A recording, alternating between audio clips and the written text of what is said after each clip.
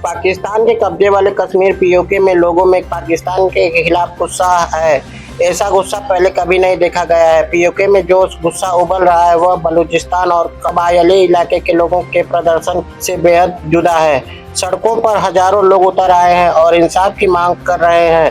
Field marshal असीम मुनीर की फौज इसके बाद भी पीओके के लोगों पर जुल्म ढा रही है। नेताओं को गिरफ्तार कर लिया गया है। वहीं चारों तरफ जमीन से घिरे इलाके में खाने पीने की चीजें और दवाओं जैसी बुनियादी जरूरतों की सप्लाई रोक दी गई है। इसके चलते आंदोलन के नेताओं में खुलेआम भारत में दखल देने की मांग की है। ऐसे में बड़ा सवाल है कि क्या पाकिस्तान के लिए पीओके नासुर बन चुका है? क्या पीओके के प्रदर्शनों और पाकिस्तान के खिलाफ बढ़ती नफरत के चलते पाकिस्तानी अराका इस इलाके को खुद भारत को सौंप देंगे? एक्सपर्ट से समझते हैं पूरी बात। केंद्रीय सड़क परिवहन मंत्री नितिन गडकरी का काफिला दिल्ली मुंबई एक्सप्रेसवे से गुजर रहा था। गाड़ियों की रफ्तार 120 किलोमीटर थी। तभी अचानक से काफिले के सामने हाईवे पर कुछ ग्रामीण आ गए। इसकी वजह से काफिला बाल एक बड़े दुर्घटना के शिकार होने से बच गया। घटना मध्य प्रदेश के रतलाम की है। जब नितिन गडकरी यहां निरीक्षण करने आए थे, अधिकारियों ने बताया कि नितिन गडकरी शिवगढ़ पुलिस स्टेशन इलाके के पास दिल्ली मुंबई एक्सप्रेसवे के रतलाम और झाबुआ हिस्सों का निरीक्षण कर रहे थे। मंत्री अपने दौरे के दूसरे दिन मंदसौर जिले के गरोठ से झाबुआ की ओर जा रहे थे। इस दौरान 8 लेन वाले दिल्ली मुंबई एक्सप्रेसवे पर चल रही गाड़ियां 120 किलोमीटर प्रति घंटे की रफ्तार से चल रही थी। तभी कई ग्रामीण अचानक से सड़क पर आ जाते हैं। काफिले की गाड़ियां उन लोगों से टकराने से बच गईं। वहीं गनीमत यह रही कि ये गाड़ियां आपस में भी नहीं टकराईं। अधिकारियों ने कहा है कि हादसा होने से बाल बच गया है। एक बड़ा हादसा हो सकता था। जम्मू कश्मीर की पूर्व मुख्यमंत्री और पीडीपी अध्यक्ष महबूबा मुफ्ती ने राष्ट्रीय राजमार्ग NH 701A के प्रस्तावित मार्ग को लेकर केंद्रीय सड़क परिवहन एवं राजमार्ग मंत्री नितिन गडकरी से हस्तक्षेप की मांग की। उन्होंने आग्रह किया है कि इस राजमार्ग का निर्माण वीरवाह कस्बे से होकर गुजरने वाले मौजूदा मार्ग को अपग्रेड करके किया जाए, न कि बाईपास बनाकर। महबूबा मुफ्ती ने इस संबंध में नितिन गडकरी को पत्र लिखकर बताया कि वीरवाह civil society, trade federation, transport association, बाजार संघों और अन्य स्थानीय प्रतिनिधियों के एक प्रतिनिधिमंडल ने उनसे मुलाकात कर यह मांग रखी थी।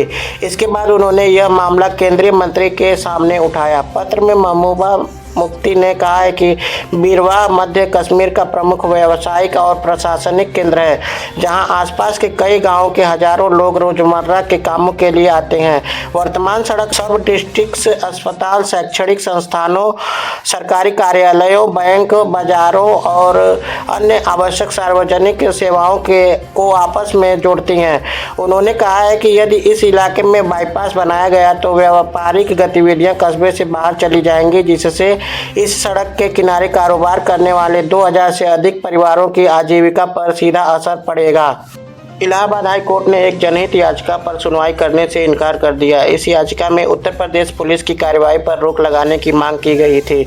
इसमें कहा गया था कि निजी संपत्तियों पर ईरान के दिवंगत सर्वोच्च नेता अयतुल्ला सैयद अली खामनेई सहित अन्य ईरानी नेताओं की तस्वीरों का शांतिपूर्ण ढंग से प्रदर्शन किया जा रहा है। इसमें पुलिस को दखल देने से रोकने के निर्देश देने की मांग की गई थी।